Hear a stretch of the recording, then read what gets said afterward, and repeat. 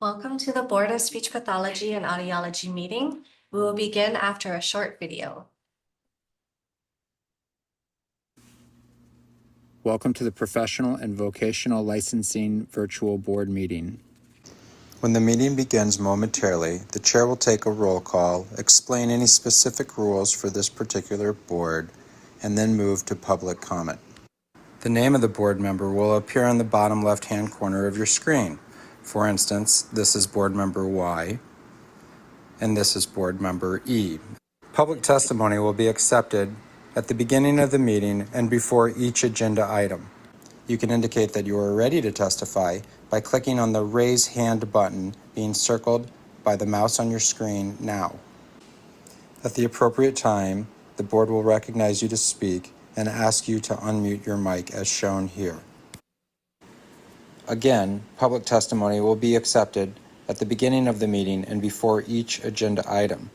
Public attendees will not be able to unmute their microphone until recognized by the board. Public attendees who are recognized to testify will be asked to identify themselves by name and their affiliated organization if applicable. Please mute your microphone when you are finished speaking as a courtesy to others and members of the board. Public attendees will not be able to unmute themselves after the testimony is completed unless recognized again after raising their hand. At some point during the meeting, the board may choose to move into executive session. When the board moves into executive session, the board members' microphones and video feeds will be turned off, and a similar screen as you see now will be displayed. When the board returns from executive session, their microphones will be turned on as well as their video cameras. Welcome again to the Professional and Vocational Licensing Virtual Board Meeting. At this time, the chair will call the meeting to order and take a roll call, as well as explain any additional rules that may be specific to this board.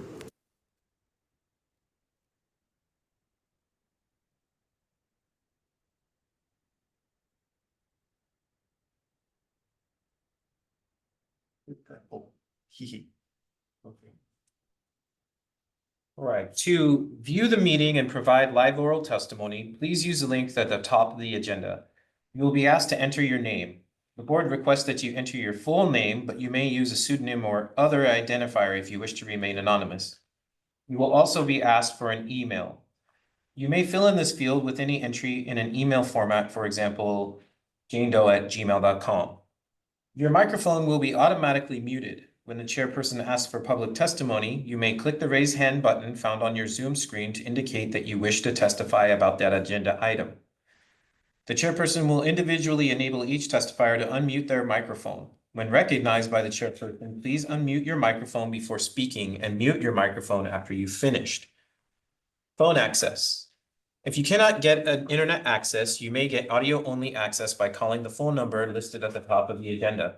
Upon dialing the number, you will be prompted to enter the meeting ID, which is also listed at the top of the agenda. After entering the meeting ID, you will be asked to either enter your panelist number or wait to be admitted into the meeting. You will not have a panelist number, so please wait until you are admitted into the meeting.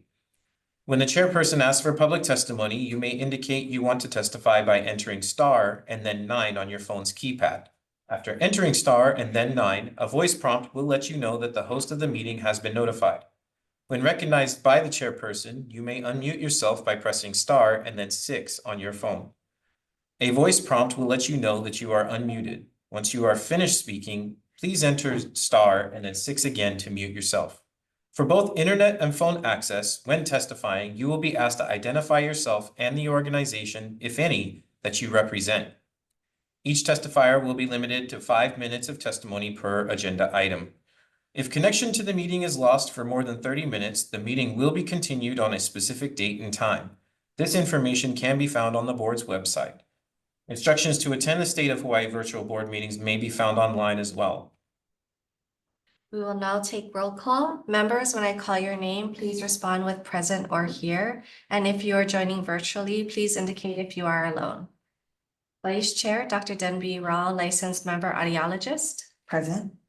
Ms. Lorna Hu, licensed member speech pathologist. Present, and I am alone. Dr. Brian Chen, public member, licensed otorhinolaryngologist. Present and alone. And I, Chairperson Erin Furman, speech pathologist, am also present. I will now call the meeting to order. It is 2:27 p.m. On to our second agenda item to review and approve the meeting minutes. Do we have any public testimony on this agenda item? Thank you, Chair. We do not have anyone wishing to provide oral testimony. Thank you. Any board members have comments or questions regarding this agenda item?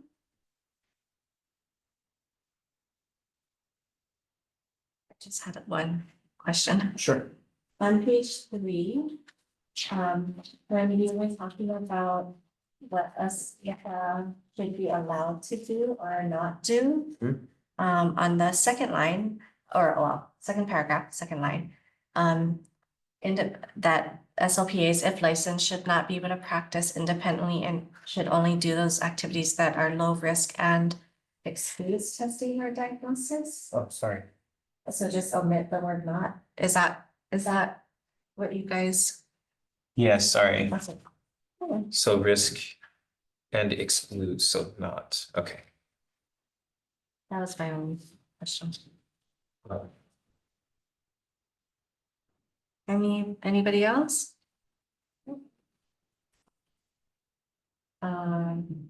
Then I'd like to make a motion to approve the minutes with the edit revision. Second. Okay, thank you. Are there any objections? No? Okay, then the minutes, the agenda item number 2 passes. Onto agenda item 3, applications. The board will enter into executive session for this first portion. Oh, and then motion and then second. Oh, Yeah. I'd like to make a motion to enter into executive session. Can I get a second? I second that motion. Thank you, Dr. Spencer. Then any objections? Okay, then the board will move into executive session.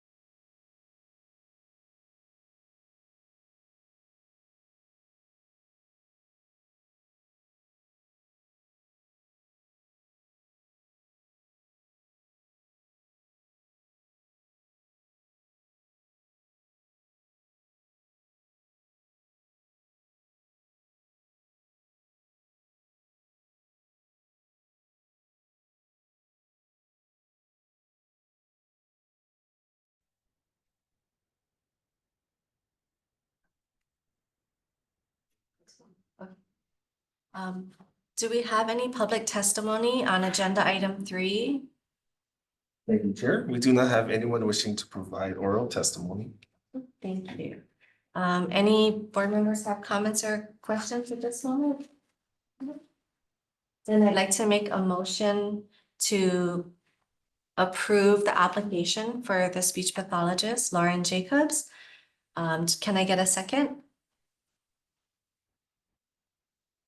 Lorna, the seconding?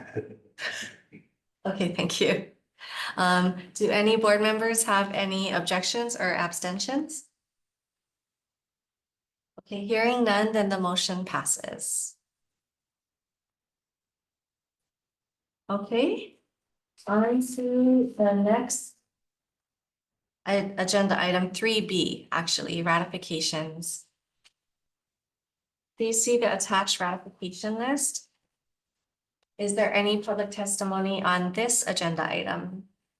Thank you, Chair. We do not have anyone wishing to provide testimony. Okay. Any board members have any concerns, questions, comments? No? Okay, hearing none, then I'd like to make a motion to ratify the applications for the audiologist, speech pathologist, and speech pathologist provisional license. May I get a second? I'll second. Thank you. Any board members have any objections or abstentions? Okay, hearing none, the motion passes. On to agenda item number 4, legislative session. We are going to review several bills. Are we into an executive session for this? Do we have any public testimony on this agenda item? Thank you, Chair. We do not have anyone wishing to provide testimony.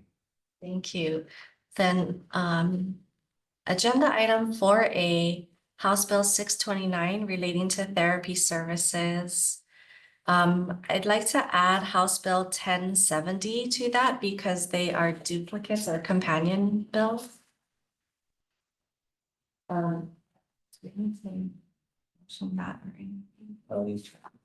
No, Chair, you, because the bill language and the bill type, I think that, and we can ask our DAG. The bills are the same. The language is the same description. So we were asking if we can review those other bills that are also, so along with HB 629 is HB 1070 and its companion bill. Well, since HB 629 is the only one listed on the agenda, you would have to just make a position on HB 629, but if it's a duplicate of the other bill, then you would assume the positions are the same as the other Okay. one. Yeah. Okay, so we'll just stick with looking at 629. Okay. Okay, thank you. Do any board members have any comments or questions about this? I have some background I can explain if needed. Okay, I'll just explain a little bit about what I know about the reason for this bill and then a little bit of background in terms of well, what the purpose for and some of the other issues behind it. So in my understanding, this bill is to allow speech pathologists, occupational therapists, and physical therapists that are employed by the Department of Education to bill for Medicaid services that are medically necessary, that are rendered in the school. Currently, the language in our Practice Act says that we need a physician's authorization in order to make a diagnosis or to render services that are billable, I guess. And so I think that is the reason why this is in place. Just to give a little bit of other background to the schools, the reason why IDEA is the Individuals with Disabilities Education Act, it allows school districts to bill for Medicaid, medically necessary services, because it has been consistently underfunded since its inception, which was like in 1975. They had promised to fund about 40%, and I think they've gotten to 18%. Like now, I want to say the latest was about 13% funded.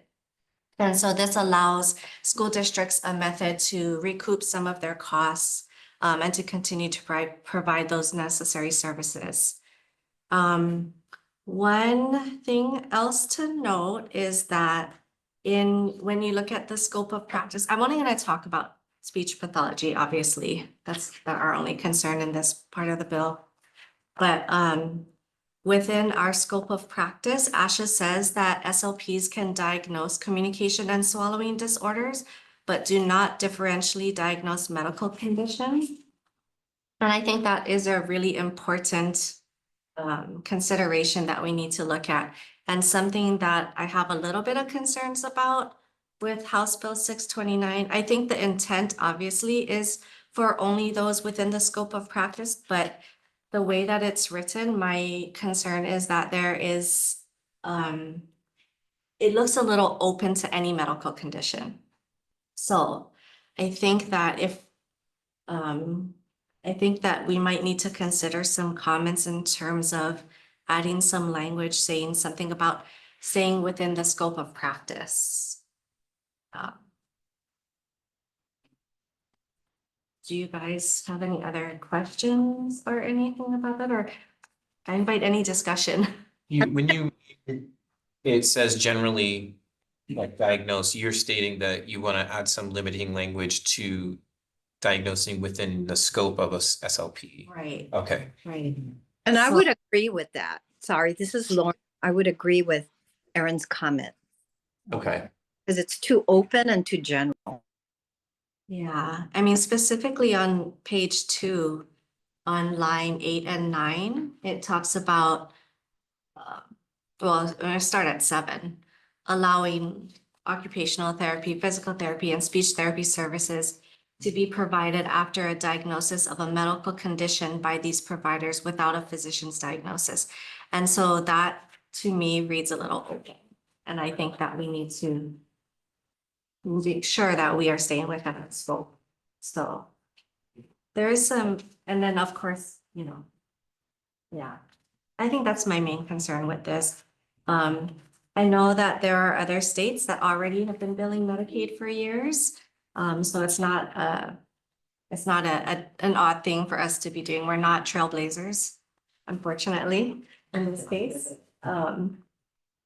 But yeah, any other questions or comments about it? Chair, you would just need to discuss or if you wanted to make a recommendation, you could, but always you could make a vote for a determination. So you can determine to support the bill, you can support the intent. Typically, if it doesn't really affect 468E, from our side of things, we usually suggest that you support the intent of it. You can always support. Obviously, you can always offer comments. So like a non-binding kind of just comments, or you can oppose it. So there are several options for you. It doesn't matter if you would like to add amendments to it. So if you would like to amend the language to limit diagnoses, what are possible, then we can add that into a support the intent, for example, or support comments. Okay. Can I make a comment? Yeah, of course. So I think the amendment seems more binding, I guess, than just a comment or agreeing with the bill. Just my 2 cents. Yeah, so I think I would like to make a recommendation that we support the intent with adding comments about staying within our scope of practice. How concerned are you with that comment? As far as, is the concern for the general language like high, or are you just wanting to make comment? My question would be, is the comment binding? Well, I mean, it's in testimony that'll be public, but whether the committee takes it and amends the bill would be unclear. Even if you included testimony that had an amendment language recommendation, it would be up to the legislature to really take that in. You can always provide justifications for that. That's always good to have if you're making a comment, you providing the justification for that, which I think is pretty clear when you're stating that diagnosing should be within the person's scope. So you can just make a general comment like that, or we could actually make amendment language that I would ask that get entered into the bill on your behalf.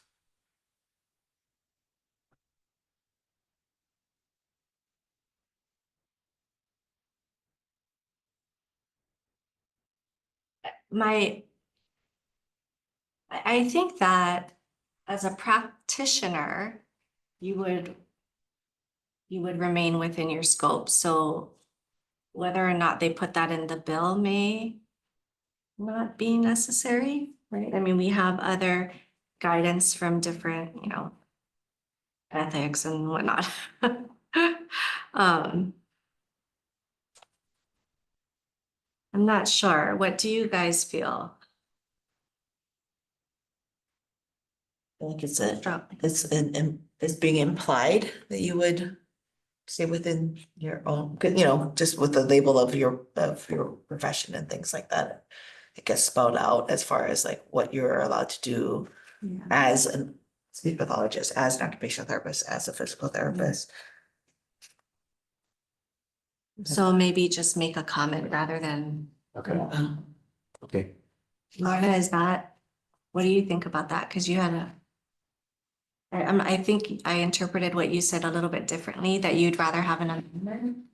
Yeah, but I can see the other side, where we would expect all speech pathologists to stay within the scope and, be ethical about it. So that's kind of like an assumption, right?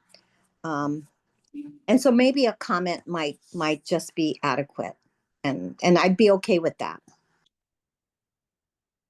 Yeah, I actually thought that on page 13, where it talks about, employed by contract to Department of Education may diagnose medical conditions that may be treated by a speech, Right. would already put the limitation of what you're allowed to do with your SOP. So the reason, yeah, so I saw that too, but I still thought that perhaps we It's would not clear treat, enough to- we would treat within a team, of course, a cleft palate. Sure, okay. But that's not something we would necessarily diagnose because we might need instrumentation to do that. Sure. And so that was why, and I thought maybe we need to be a Yeah. little more specific, I'm sure. Yeah. But yeah, that's a good point. Were you able to hear those points, other members? Okay. Okay. I have another question about the whole thing that has Yeah. nothing to do with the verbiage of those lines. Sure. Is where this little section of audiology gets thrown in there, even though the bill doesn't even reference audiology throughout the whole thing. So on the last page, there's a person represents oneself to be an audiologist when the person, and then it basically writes out when you're an audiologist, but it doesn't say anything about what. Is that Oh. because that's our practice law?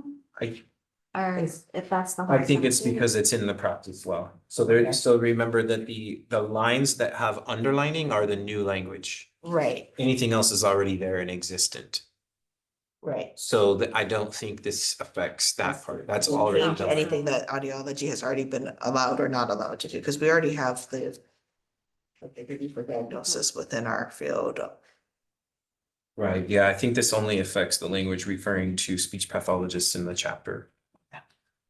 From what I could glean over all of this. It just caught me off guard because there was nothing as you read through the whole bill. Yeah, about- so they, And then all of a sudden sometimes. it's like, Sometimes bills will show, like, just clip the language that they're gonna change, and sometimes they put the whole chapter or a part of that section or whatever. oh, I see. So the Yeah. rest of the verbiage might have come in right there and it's just not being shown. So I guess you would have to now request a motion. So take a vote on the position. Okay. Okay, I'd like to motion that we support the intent of this bill, but add comments regarding scope of practice. May I get a second? I second that. Dr. Chen seconds. And do any board members have any objections or abstentions? No. Okay, the motion passed. Thank you. So moving on to agenda item 4B, which is Senate Bill 389 relating to the general excise tax.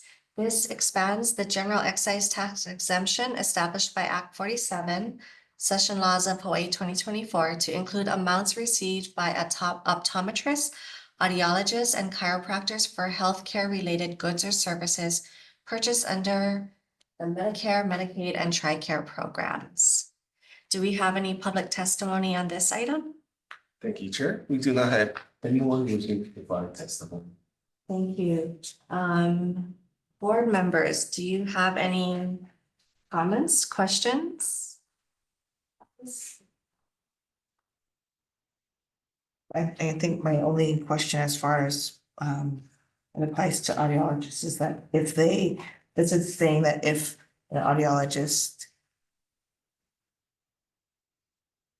sells a hearing aid or provides the service of hearing aids and is paid for through Medicaid, Medicare, or TRICARE, they don't have to pay the excise tax on it. That's what I'm reading. I just want to verify that I'm not misinterpreting that.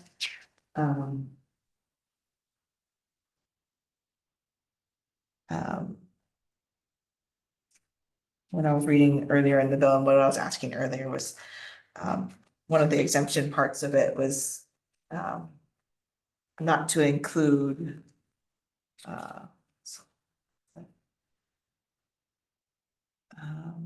the amounts, in addition to the amounts not taxable under section 237-24, the chapter shall not apply to. And then as the list goes on, one of the things that it amounts received from section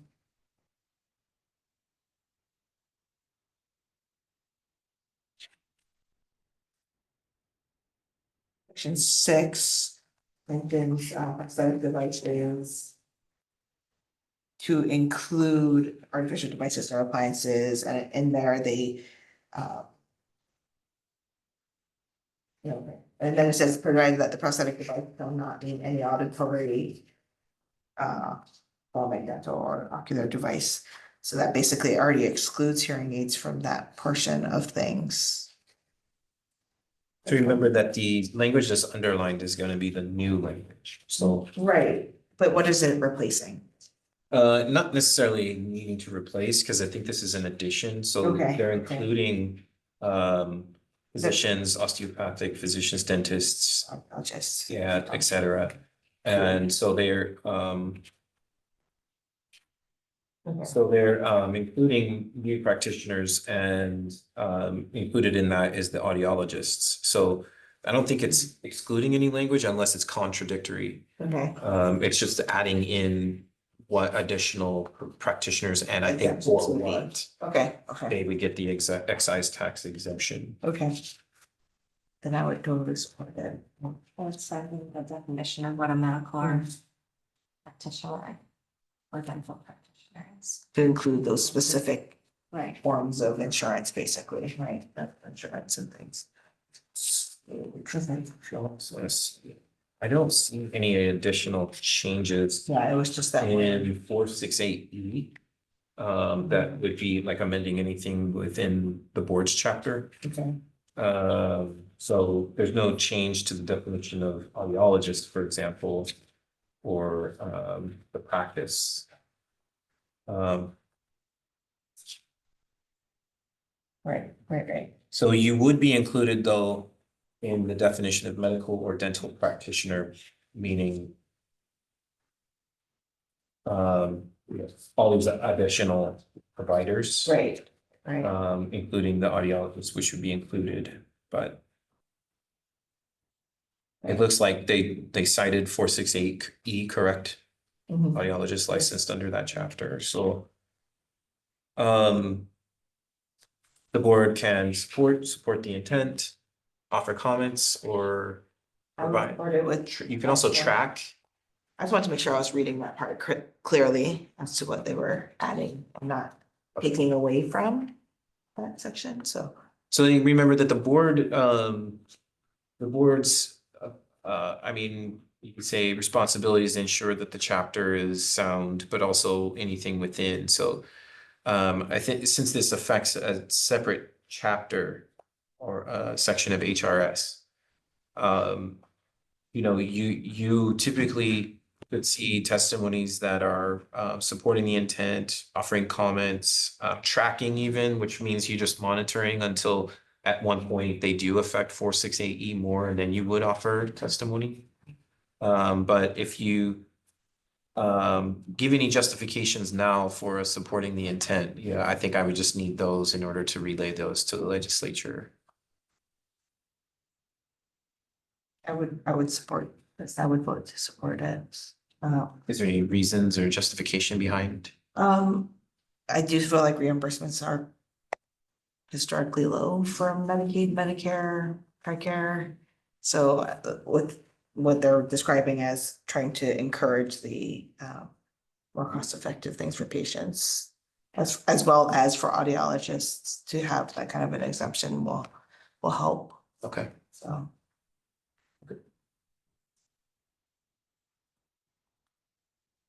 So Can I make a motion?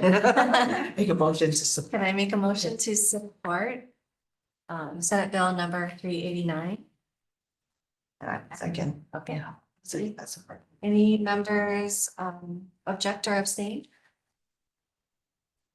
No. Thank you. Hearing none, the motion passes. Okay, on to the next legislative item, which is 4C, Senate Bill 1373, relating to the administrative licensure actions against sex offenders. This bill authorizes the Department of Commerce and Consumer Affairs and certain licensing boards to automatically revoke and refuse to renew, restore, or reinstate the professional licenses of registered sex offenders. Do we have any public testimony on this item? Thank you, Chair. We do not have anyone wishing to provide testimony. Thank you. Any board members have comments or questions about this item? This is the same thing as this one? Yes. So they're both the same item, okay.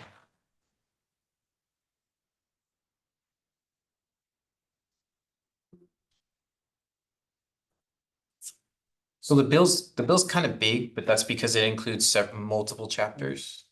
The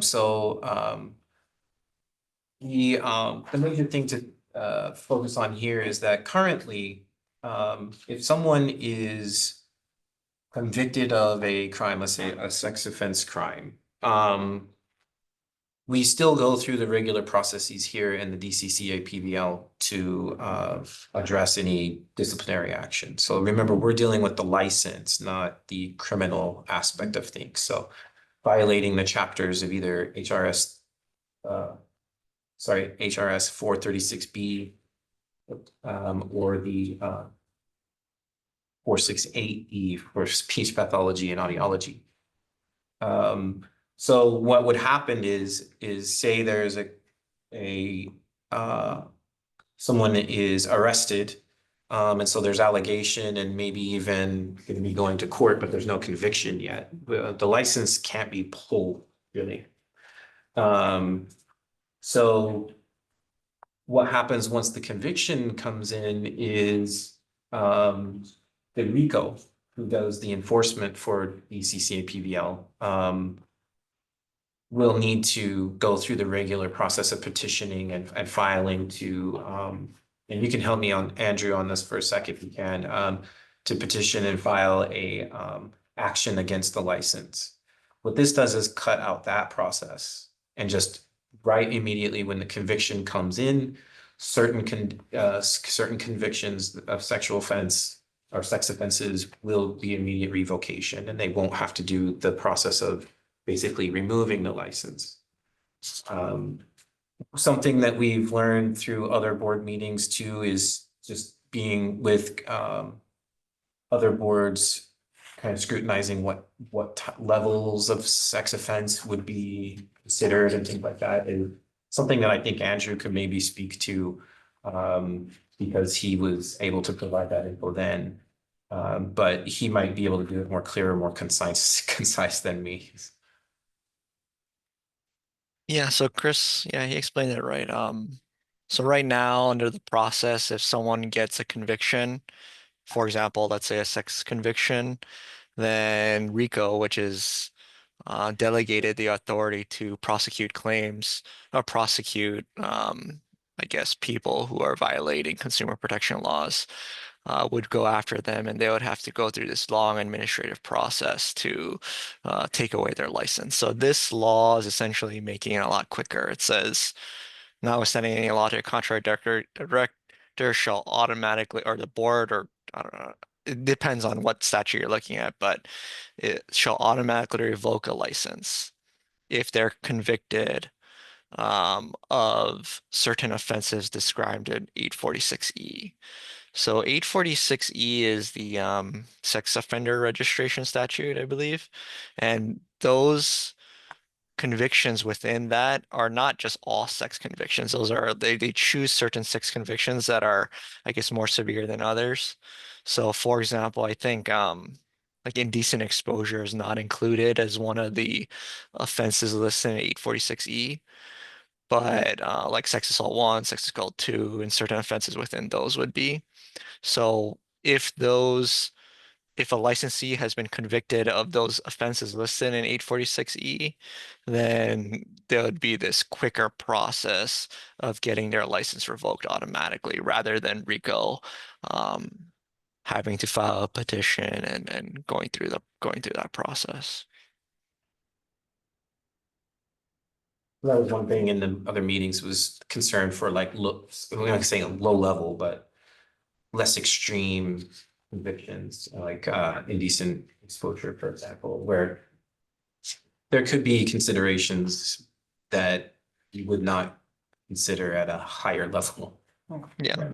And then also the law does provide, like, so if there's an automatic revocation, the law does provide a licensee the right to a hearing after the automatic revocation. So there is, you know, some recourse in the licensee being able to argue why their license should or not should be revoked automatically under this law.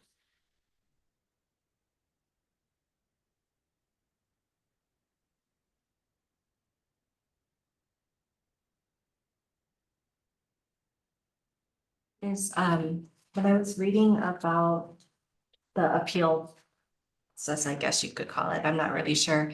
After the license has been revoked, the previous licensee, is able to write request for like a review Hearing. of that, the hearing within 30 days. So it was like a 10 days, they would have to make a request, and then the hearing is held within 30 days. Is that a typical reasonable timeline? Generally? So I think in the top of my head, for example, if someone gets their license denied, then typically they would have, is it 30? I can't remember, but it's usually 30 or 60 days that the person has the right to request for a hearing. But I've seen 30 as you know, some in other rules and other statutes providing them the right to request a hearing. Or actually, this one is, oh, so they have to file the written request within 10 days and the hearing within 30. Yeah, so that's a little different. I think that's providing like an expedited process for this. So to you know, avoid like a long process of having the person appealing and things like that and requesting for a hearing. So this is, yeah, this is a little bit quicker process than normal.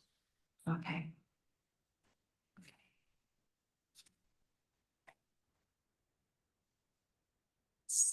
So would this be something that we would want to, I know there's different options for us.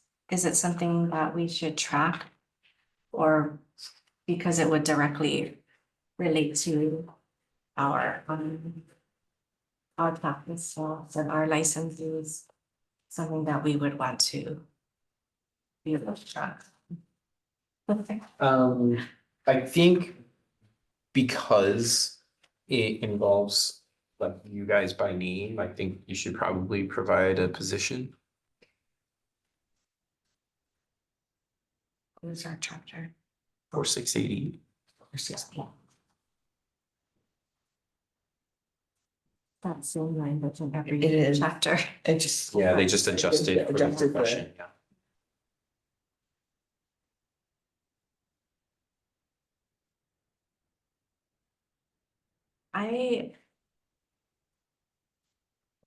My personal feelings is that I would be in support of this because there is an appeal process for that person to but it would also immediately protect the consumer under this new method or this new process.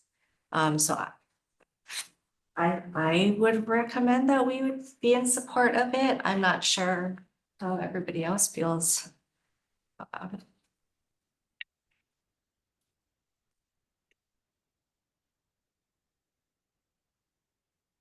I agree with you. I think it would be. I mean that. Yeah, especially, well, there is an appeal process, so it's something that is, if there is more that needs to be looked into, there is a avenue for that. It's not necessarily. Especially when talking about things like for our professions and our patient loads and things, we're talking about. A lot of them are children and a lot of them are in a population that are. Vulnerable, yeah. I agree. I agree. I agree as well. So yeah, you can make a motion. Okay. Then I'd like to make a motion to support Senate Bill 1373. May I get a second? Second. Okay, Lorna, second. All right, any members object or abstain? No, nope. Hearing none, the motion passes. Thank you. Okay. Yes, and the fourth agenda item, which is House 4D, House Bill 1054. We need to make a motion to amend the type, the House Bill. Instead of 1050, it should be 1054. Can I do that? Let's just double check with Andrew. Okay. Andrew, we have a typo on the agenda. It should read HB 1054 for this bill with the title and the description, and I mistakenly put 1050. Is it okay to do an agenda amendment for that? Or can we just make note? Sorry, I'm on mute. So let me just look up the amendment. There's certain requirements that. Here we go. Okay, so it has to be 2/3 recorded vote of all members for which the board is entitled. How many members is this board entitled to? Sorry, I'm filling in for Chris, so I don't.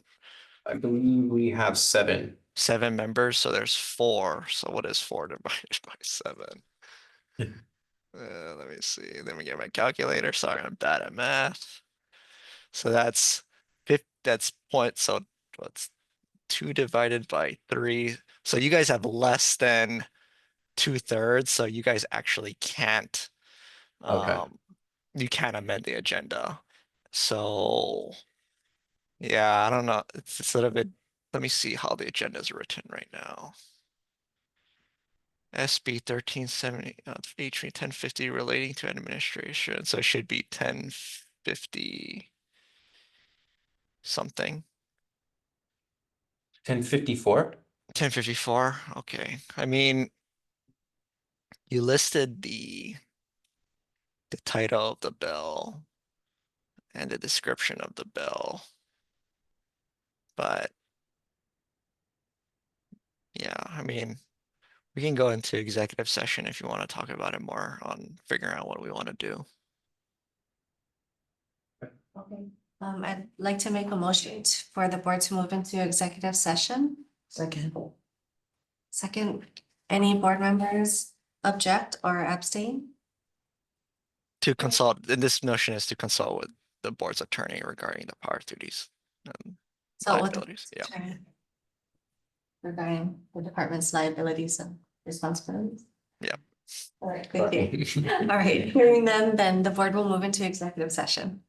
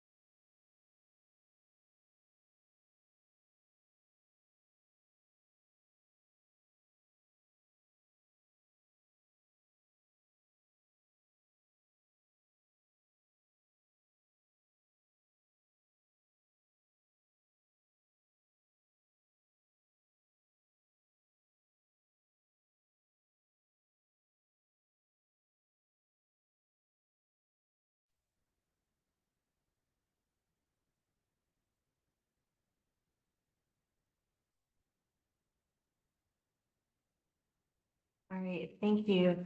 Now that the board has returned from executive session, I'd like to take roll call again. Members, when I call your name, please respond with present or here. And if you are joining virtually, please indicate if you are alone. Vice Chair, Dr. Denby Rawl, licensed member audiologist. Present. Ms. Lorna Hu, licensed member speech pathologist. Present, alone. Dr. Brian Chen, public member, licensed otorhinolaryngologist. Present and alone. And I, Chairperson Erin Furman, speech pathologist, am also present. The board would like to make a note about our typo error on page 3 of the agenda, item 4D, that HB 1050 should have read HB 1054. Because the board is unable to amend the agenda, it will defer discussion on 4D and would like to make the statement that HB 1054 is the companion bill to SB 1373, and the board has voted to support SB 1373. Yeah, that's it. All right. On to our next agenda item, which is 5, our next meeting. The board would like to make a note that March 18th is actually a Tuesday, and that the website will be updated and we'll make sure that the website is up to date.